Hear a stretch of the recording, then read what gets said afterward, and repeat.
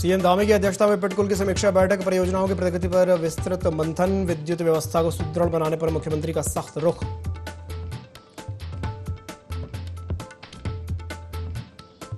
मुख्यमंत्री पुष्कर सिंह धामी ने सहसपुर विधानसभा को दी सौगात, परवल मार्ग के चौड़ीकरण कार्य का किया शिलान्यास, श्यामपुर में जनसभा को भी किया संबोधित।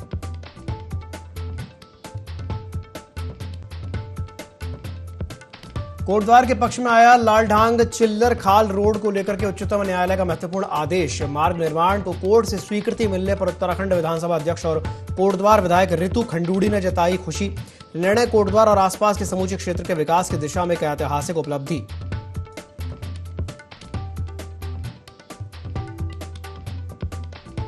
कालसी में विराट हिंदू सम्मेलन का भव्य आयोजन, बल्ती समुदाय ने पुष्प वर्षा करके किया स्वागत, हरिपुर से कार्यक्रम स्थल तक एक निकाली गई विशाल रैली।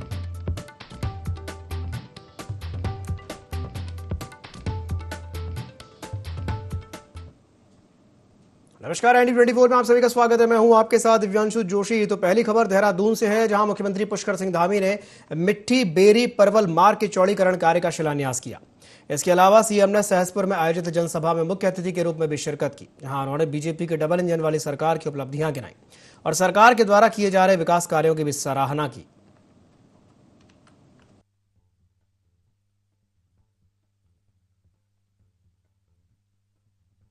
500 करोड़ ये कम कह रहे हैं, अभी बहुत सारे प्रोजेक्ट और भी चल रहे हैं। इसी से जो हमारा ये पोंटा साहब को जोड़ने वाला जो नेशनल हाईवे है, ये भी आप ही के प्रोजेक्ट में शामिल है। तो ये संख्या अगर सब निकाली जाएगी तो ये हजारों करोड़ होगी। और बहुत सारी योजनाएं जो इन्होंने अभी दे रखी है वो सब स्वीकृत होने वाली हैं। मैं इसके लिए सभी क्षेत्रवासियों का बहुत धन्यवाद करता हूं। जितनी भी योजनाएं आई हैं, विधायक जी के प्रयासों से, आप सबके सहयोग से ये स्वीकृत हुई हैं। लेकिन असली धन्यवाद के पात्र आप सब लोग हैं, क्योंकि आप लोगों ने ऐसा विधायक चुनकर भेजा है जो आपकी मांग को लगातार मनवा भी रहे हैं, लगातार स्वीकृति भी दे रहे हैं। और मेरे लिए भी आज बड़े हर्ष का विषय है कि मुझे आज ये मिट्टी बेरी परवल मार्ग के चौड़ीकरण के शिलान्यास के अवसर पर आप सबके बीच में आने का सौभाग्य प्राप्त हुआ है। और इस काम के हो जाने से निश्चित रूप से, जैसा अभी विधायक जी कह रहे थे कि अनेक यहाँ पर दुर्घटनाएं होती थी, मित्ता सिंह जी भी कह रहे थे, यशपाल जी भी कह रहे थे, तो उन सबको जो है उसका समाधान होगा, लोगों को सुविधा होगी और इस क्षेत्र के विकास को तेज गति प्राप्त होगी। खबर देहरादून से, जहां बहुप्रतीक्षित ऋषिकेश कर्णप्रयाग रेल परियोजना तेजी से आगे बढ़ रही है, जिससे पहाड़ों तक रेल पहुंचाने का सपना अब साकार होता नजर आ रहा है। ये लगभग 125 किलोमीटर लंबी महत्वाकांक्षी परियोजना राज्य के लिए गेम चेंजर साबित होने वाली है। मुख्यमंत्री पुष्कर सिंह धामी ने कहा कि परियोजना के पूरा होने से चारधाम आने वाले श्रद्धालुओं और पर्यटकों को बड़ी सुविधा मिलेगी, साथ ही स्थानीय लोगों को भी बेहतर कनेक्टिविटी का लाभ मिलेगा। उन्होंने बताया कि इससे रोजगार के नए नए अवसर पैदा होंगे, राज्य की अर्थव्यवस्था को मजबूती मिलेगी और स्थानीय पर्यटन को भी बढ़ावा मिलेगा। सीएम ने प्रधानमंत्री और रेल मंत्री का आभार जताते हुए कहा कि बागेश्वर कनखल रेल परियोजना का सर्वे भी पूरा हो चुका है और उस पर भी जल्द ही काम आगे बढ़ेगा।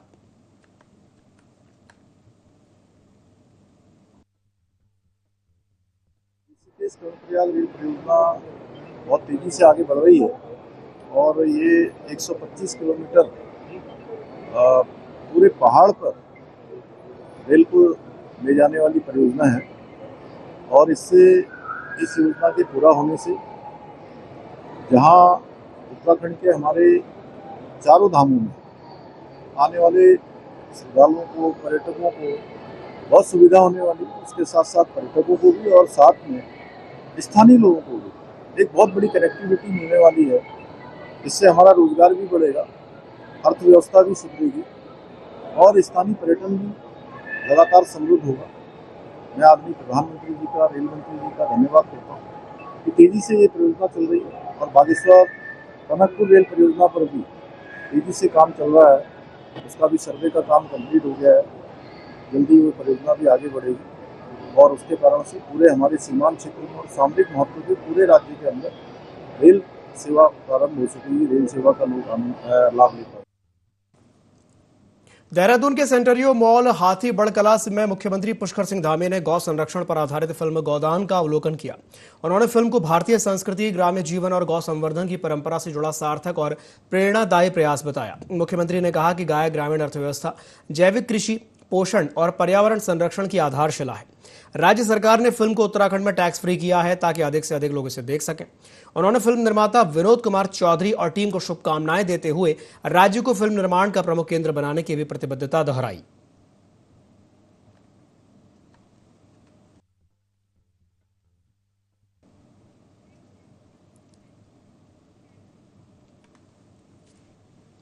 मुख्यमंत्री पुष्कर सिंह धामी ने प्रदेश की कानून व्यवस्था की समीक्षा बैठक में स्पष्ट रूप से कहा कि उत्तराखंड में कानून व्यवस्था से किसी भी प्रकार का समझौता नहीं होगा। उन्होंने डीजीपी को निर्देश दिए कि सभी अपराधों में तत्काल मुकदमा दर्ज करके कठोर और प्रभावी कार्रवाई सुनिश्चित की जाए। आदतन और संगठित अपराधियों पर सख्त निगरानी रखने, संवेदनशील क्षेत्रों में गश्त बढ़ाने और शहरी इलाकों में यातायात और सुरक्षा के लिए विशेष अभियान चलाने के निर्देश दिए गए। मुख्यमंत्री ने कहा कि अपराधियों को किसी भी स्थिति में बख्शा नहीं जाएगा और अपराध मुक्त उत्तराखंड सरकार की सर्वोच्च प्राथमिकता है।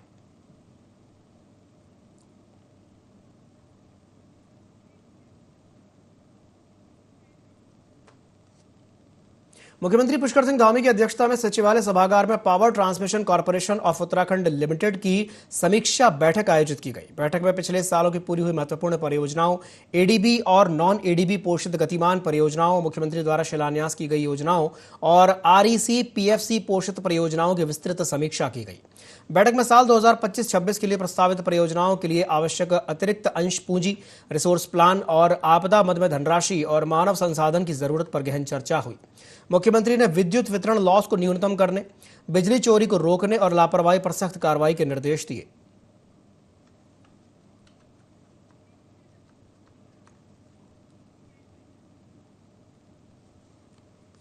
माजरी ग्रांट में एक व्यक्ति के द्वारा स्वयं को श्रम प्रवर्तन अधिकारी ऋषिकेश बताकर के ढाबों में दस्तावेजों की मांग करने और कर्मचारियों को डराने धमकाने का एक मामला सामने आया है। जानकारी के अनुसार रवनीत सिंह नामक एक व्यक्ति ढाबा 90 में पहुंचा और खुद को श्रम अधिकारी बताते हुए दस्तावेज मांगने लगा। आरोप है कि वो पूर्व में भी अन्य ढाबों पर जाकर इसी तरह की अवैध वसूली का प्रयास कर चुका है। संदेह होने पर कर्मचारियों ने सख्ती दिखाई तो वो मौके से भागने लगा, लेकिन उसे रोक लिया गया।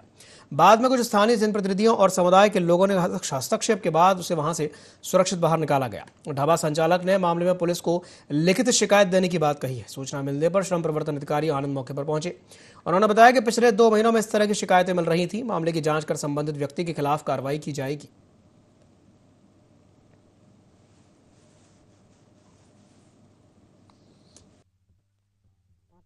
एक ढाबा हमारा अमृतसरिया ढाबा के नाम से छिदरवाला में है। वहां पे एक व्यक्ति गए, उन्होंने अपने आप को लेबर इंस्पेक्टर बताया और स्टाफ से अटेंडेंस मांगी। स्टाफ ने कहा कि आप हमारे दूसरी ब्रांच में चले जाओ या आज हमारे सर नहीं है, उनसे ले लेना। तो ये वहां से चले गए और स्टाफ को इन्होंने हड़काया कि मैं ये ढाबा बंद करवा दूंगा, आपको पता लग जाएगा, लेबर इंस्पेक्टर को कागज नहीं दिखा रहे हो, आपको मैं नोटिस सर्व करूंगा। तो हमने भी सोचा ये लेबर इंस्पेक्टर होंगे। फिर हम लेबर डिपार्टमेंट वाले जो है उनसे हमने, वो बोले कि नहीं, इस नाम से कोई भी लेबर इंस्पेक्टर यहाँ पे नहीं है। ऋषिकेश के जो लेबर इंस्पेक्टर हैं उनका नाम मिस्टर आनंद है, ये सरदार जी हैं, आपने देखा है। उसके बाद ये आज हमारे ढाबे पे दूसरी ब्रांच पे आए हमारे पे और स्टाफ को बोले कि आप मुझे अटेंडेंस दिखाइए, मैं लेबर इंस्पेक्टर हूँ। उसने कहा हमारी अटेंडेंस ऑनलाइन लगती है, आप मुझे आई कार्ड दिखाइए, मैं आपको अटेंडेंस दिखा दूंगा। इन्होंने कहा बदतमीजी कर रहा मेरे साथ, तेरा ढाबा बंद करवा दूंगा। तो उस टाइम मैं मौजूद था, मैंने सोचा भाई ये वाली जो भाषा इन्होंने यूज की है उस टाइम, ये किसी सरकारी अधिकारी की नहीं हो सकती है। तो मैंने इनको बोला कि आप आई कार्ड दिखाइए और हमारे अगेंस्ट अगर आपको आप चलान काटना, आप चलान काटिए, कोई बुक होगी आपकी गाइडलाइन के अनुसार। अगर हम कोई कार्य नहीं कर रहे हैं, अगर आप IASI से हैं, तो हमने ऑलरेडी स्टाफ का कॉर्पोरेट इंश्योरेंस करवा रखा है, इसके अलावा अननेम्ड इंश्योरेंस भी करा रखा है, इसके अलावा हमने बिल्डिंग का भी इंश्योरेंस करा रखा है। हम लोग, मैंने कहा सर टाइम पे GST पे करते हैं, हर चीज हमारी सही है, हम आपसे नहीं घबराएंगे, आप हमें अपना आई कार्ड दिखाइए। इन्होंने आई कार्ड दिखाने से मना कर दिया।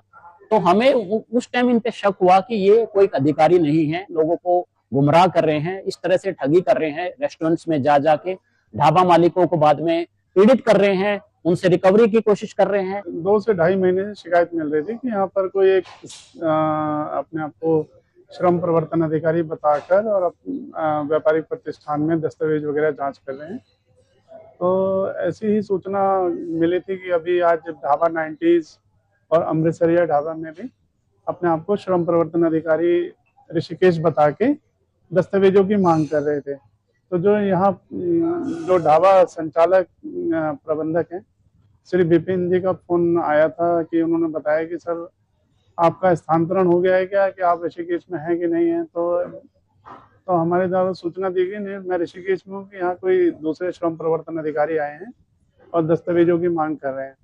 और ये शिकायत काफी प्रतिष्ठानों से आ रही थी कि अपने आप को श्रम प्रवर्तन अधिकारी बताकर और दस्तावेजों की मांग करते हैं और डरा धमका रहे हैं। कहीं मौके पे मिल जाते हैं और जो प्रतिष्ठान स्वामी अगर पकड़ लेते हैं तो उनके खिलाफ नामजद मुकदमा किया जाएगा। पद के दुरुपयोग का प्रयोग करने के हेतु जो भी वैधानिक कार्रवाई अमल में लाई जाएगी। खबर थराली से है, जहां सीटू के बैनर तले आंगनवाड़ी कार्यकर्ताओं, आशा वर्कर्स और भोजन माताओं समेत कामगार संगठन से जुड़े लोगों ने भारत बंद का समर्थन जताया। थराली देवाल तिराहे से तहसील मुख्यालय तक रैली निकालते हुए उपजिलाधिकारी को राष्ट्रपति के नाम 17 सूत्रीय ज्ञापन भेजा। राष्ट्रपति को भेजे ज्ञापन में सीटू ने भारत सरकार के द्वारा बनाए गए श्रम विरोधी 4 श्रम संहिताओं को निरस्त करते हुए पुराने कानून को बहाल करने की मांग की। साथ ही बिजली बिल संशोधन 2025 और स्मार्ट मीटरों को निरस्त करने की भी मांग की गई। थराली आंगनवाड़ी कार्यकर्ताओं का प्रदर्शन देखने को मिला।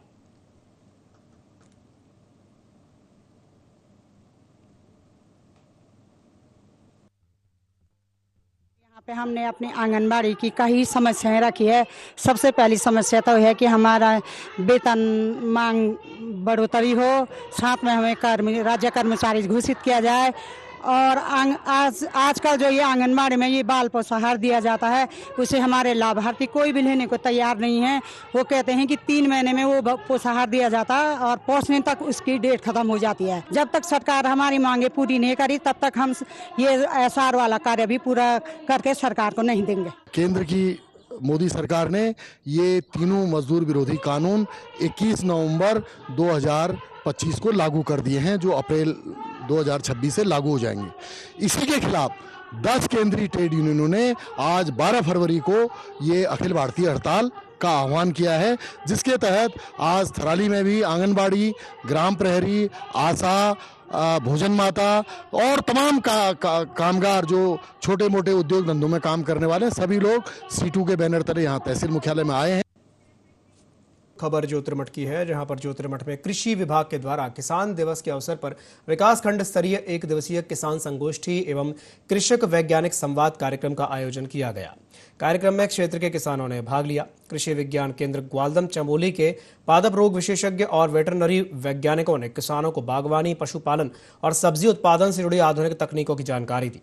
साथ ही फसलों में लगने वाले रोग, कीट और उनके नियंत्रण के उपाय बताए। कार्यक्रम के दौरान किसानों ने विभिन्न विभागीय अधिकारियों के सामने अपनी समस्याएं भी रखीं।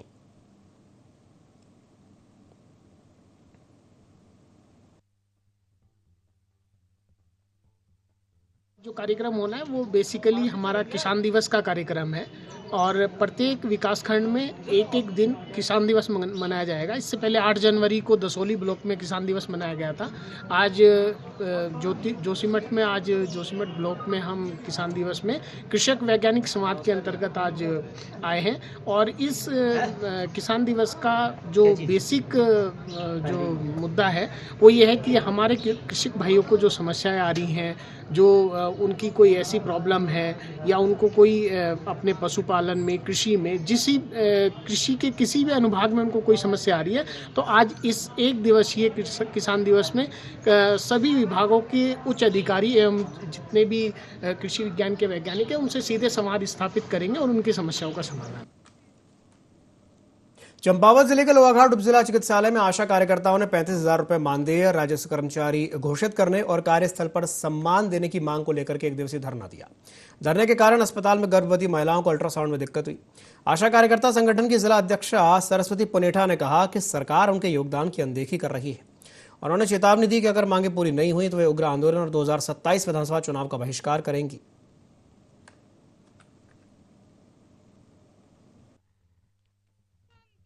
सरकार ने हमने 2006 में जब आशा प्रोग्राम शुरू करा था तो हमको मातृ मृत्यु और शिशु मृत्यु दर को बचाने के लिए रखा था। और आज कोई काम ऐसा नहीं है कि ऑनलाइन सर्वे है, कहीं पर कोई हेल्प डेस्क में ड्यूटी है, मरीजों को अल्ट्रासाउंड कराना है, सब में हमको शामिल कर रखा है। हमारा यही है कि सरकार अगर आशा प्रोग्राम को आगे चलाना चाहती है और तो आशाओं को मानदेय सरकार ने देना पड़ेगा आने वाले इलेक्शन में, नहीं तो सारी आशाएं चुनाव का बहिष्कार करें। हम सरकार से ये चाहते हैं कि हम 2006 से लगातार हम रखे गए हैं। हमें सिर्फ इसलिए रखा गया था कि शिशु मृत्यु दर और मातृ मृत्यु दर में कमी लाना, लेकिन हमें सरकार अनगिनत काम कराई जा रही है, उसका हमें कुछ नहीं मिल रहा है। हमें सरकार से ये मांग है कि हमें न्यूनतम वेतन एक मुश्त उसमें दिया जाए और रिटायरमेंट में आशाओं की पेंशन हो और आशाओं को सरकारी कर्मचारी का दर्जा दिया जाए। जो आशाओं से अनगिनत काम कराते हैं उसका भी हमें कुछ न कुछ मिले। हमारी सरकार हमको अनदेखा कर रही है। सरकार से हमें यही है कि कहना कि वो हमें मानदेय दे, क्योंकि जिस प्रकार से हमारा काम है उस प्रकार से हमें दिया नहीं जा रहा है। छोटे छोटे टुकड़ों में देते हैं तो वो भी कभी मतलब कहते हैं कि आशाओं को 7,000 6,000 मानदेय मिल रहा, लेकिन कोई नहीं मिल रहा हमें 6-7 हज़ार।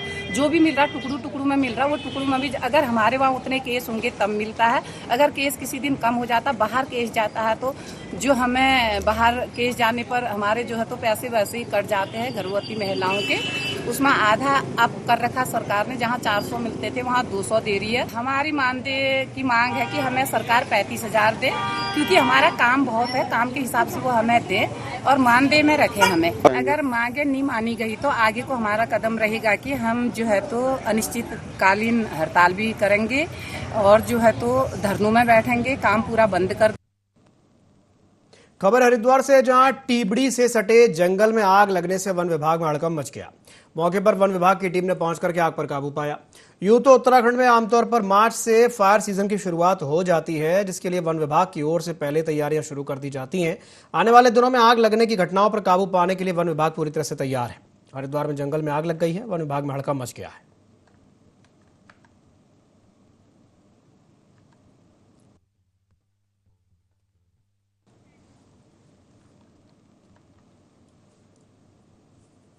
देहरादून जिले में टीबी मुक्त अभियान को स्वास्थ्य विभाग ने अब तेज कर दिया है। अब तक 80 से ज्यादा ग्राम पंचायतों को टीबी मुक्त घोषित किया जा चुका है। व्यापक स्क्रीनिंग अभियान, मोबाइल वैन और डिजिटल मॉनिटरिंग के जरिए जिले को पूरी तरह से टीबी मुक्त बनाने की दिशा में काम जारी है। सीएमओ डॉक्टर मनोज कुमार शर्मा ने बताया कि अधिक से अधिक लोगों की जांच के लिए 2 मोबाइल वैन तैनात की गई हैं, जिसमें फ्लू नेट मशीन लगी है और ऑन स्पॉट स्क्रीनिंग की जा रही है। नगर निगम के 100 वार्डों में भी स्क्रीनिंग पूरी हो चुकी है। जिला अस्पतालों और निजी अस्पतालों में उपलब्ध एक्सरे सुविधा के जरिए जांच की जा रही है। सभी मामलों का डेटा निक्षय पोर्टल पर अपलोड किया जा चुका है। सीएमओ के अनुसार जिले को टीबी मुक्त घोषित करने के लिए 6 मानकों को पूरा करना अनिवार्य है। इसी क्रम में अब चमोली ब्लॉक पर विशेष फोकस करते हुए गहन अभियान चलाया जा रहा है।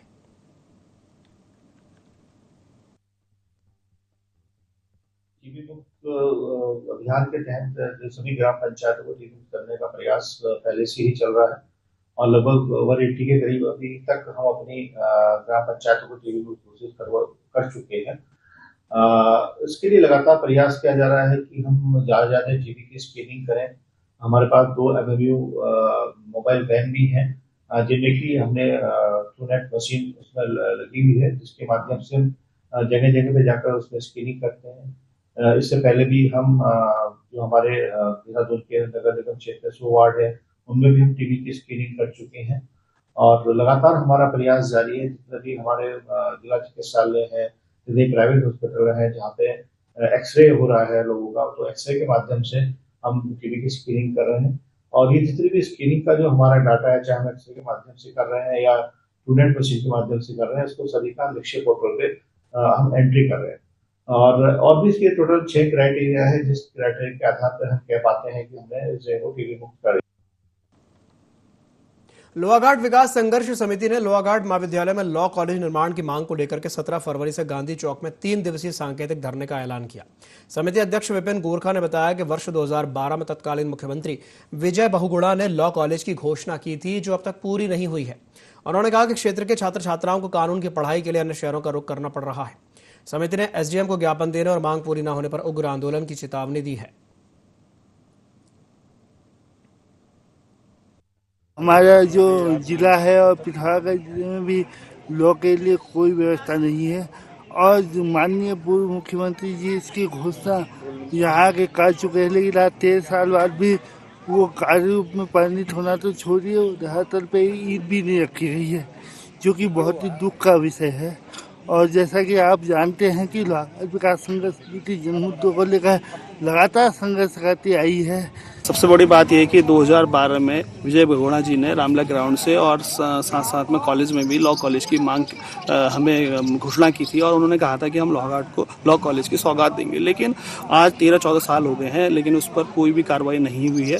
और इसी को देखते हुए हमने पिछले 2-3 महीने पहले भी हमने इस पर आवाज़ उठाई थी कि इस पर कार्रवाई हो। हमारा मानना है कि अब जनता को सड़क में आना पड़ेगा, धरना देना पड़ेगा, लड़ाई लड़नी पड़ेगी, तब जाके जो लॉ कॉलेज की मांग है वो पूरी होगी। सरकार सिर्फ घोषणा कर देती है और उन्हें लगता है कि घोषणा करने से उनका काम पूरा हो गया, बट हमने देखा है कि यहाँ पर जो भी चीज़ें हमने मांगी है उसके लिए हमें संघर्ष करना पड़ा और हम आगे जाके भी हम लोहाघाट संघर्ष समिति के माध्यम से हम जो भी मुद्दे हैं लोहाघाट के लिए जो ज़रूरत है हम उनको उठाते रहेंगे। सरकार इस पर भी काम करे और लोहाघाट को एक लॉ कॉलेज जल्दी से जल्दी मिले। डोईवाला के लाल तप्पड़ औद्योगिक क्षेत्र स्थित यूरेका फोर्ब्स लिमिटेड में कार्यरत सैकड़ों कर्मचारियों के सामने रोजगार का संकट खड़ा हो गया है। आरोप है कि कंपनी प्रबंधन ने मनमाने ढंग से कई कर्मचारियों को नौकरी से निकाल दिया और कुछ का तो वेतन भी रोक दिया गया है। विरोध में कर्मचारियों ने अनिश्चितकालीन धरना शुरू करने का निर्णय लिया है।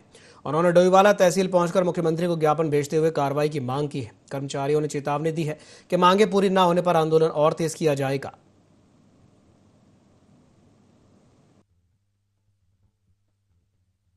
मैं 15-12 साल से कंपनी यूरेका फोर्ब्स में काम करता हूं और हम कंपनी वालों ने हमें बाहर निकाल दिया है। इस ये कह करके आपका सेवा समाप्त हो गई है। हमने शिकायत श्रम विभाग में की थी। वहां से श्रम विभाग ने जब कार्रवाई की थी तो ये गलत पाए गए थे कंपनी वाले। उन्होंने इनका लाइसेंस निरस्त किया है, जिसके तहत इन्होंने कंपनी वालों ने हमें बाहर कर दिया कि तुम्हारी सेवा समाप्त हो गई है। ना हमें कोई मुआवजा दिया गया जो हमारे स्किल्ड का बनता था।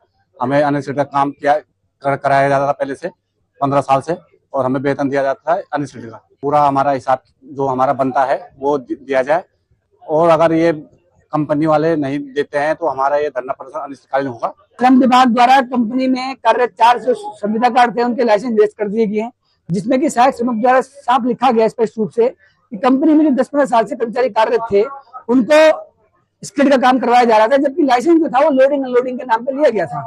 तो मेन होता यह है कि जब संविदा का लाइसेंस लेता है तो वो केवल जो अकुशल श्रेणी कार्य तो करवाने के लिए लेता है, लेकिन सारे के सारे वहाँ पर स्किल्ड और टेक्निकल काम हमारे कर्मचारी वहाँ पर करते थे। इसकी पुष्टि श्रमिक महोदय द्वारा की गई है और उन्होंने उसकी संस्तुति करते हुए उनके लाइसेंस निरस्त करे हैं।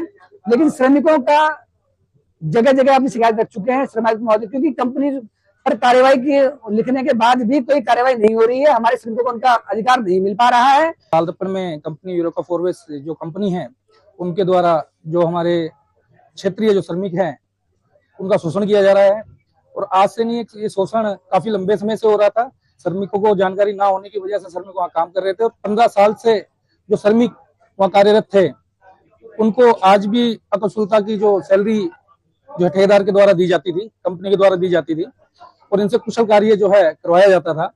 आज ही हमें सूचना मिली है तो हम भी इन लोगों के साथ आज यहाँ पर आए हैं, और हमने एक मुख्यमंत्री जी के नाम ज्ञापन लिखा है कि मुख्यमंत्री जी ही श्रम विभाग के मंत्री है। जो मजदूर बेचारे ये घर से जो बेघर बैठे हैं, इनकी अगर सुनवाई नहीं होगी तो हम भी इनके साथ धरने प्रदर्शन में इनके साथ कंधे से कंधा मिला के जब तक ये चाहेंगे, जब तक इनके जो समस्याएं हैं वो सॉल्व नहीं होगी, जब तक इनके साथ हम रहें।